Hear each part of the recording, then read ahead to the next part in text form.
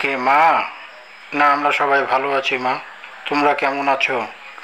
যা হোক, ফোন করাতে খুব ভালো হয়েছে, তোমাদের ভালোটা জানতে দেখি আমরা এর মধ্যেই যেতে পারি।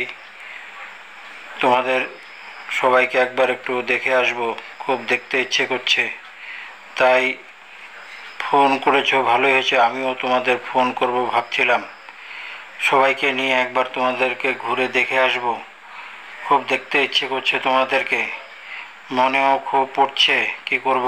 আমি তোমাকে সারা বাড়ি তন্ন তন্ন করে খুঁজছি।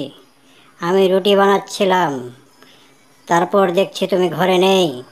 তুমি ঘরের পিছন থেকে এসে চুপিসারি কার সাথে কথা বলছিলে বলো? আজকে না হলে এই বেরুনি দিয়ে তোমাকে, দেখো, তোমার মাথা আমি ছাতু করে দেব। চুপিসারি তুমি কার সাথে কথা বলছিলে এক্ষুনি বলো, নালে আজকে ভীষণ বিশৃঙ্খলা লেগে যাবে কিন্তু বলে দিচ্ছি। তুমি একদম সাবধান হয়ে যাও।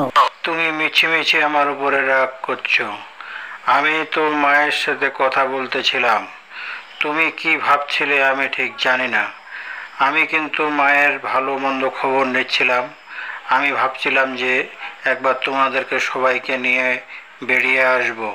তুমি কিন্তু আমাকে উল্টো পাল্টা ভাবছিলে। আমি তোমার মায়ের সাথে কথা বলছিলাম, জানো। ও, তাই বুঝি? তুমি আমার মায়ের সাথে কথা বলতেছিলে? বাহ বাহ বাহ বাহ, কি সুন্দর! যাক, খুব খুশি হলাম।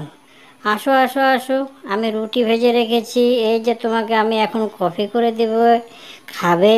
তারপরে আমি ভাত দেব, ভাত খাবে, তারপরে তুমি বেরিয়েও। আসো আসো আসো, তোমাকে যত্নবাদ করে আমি এখন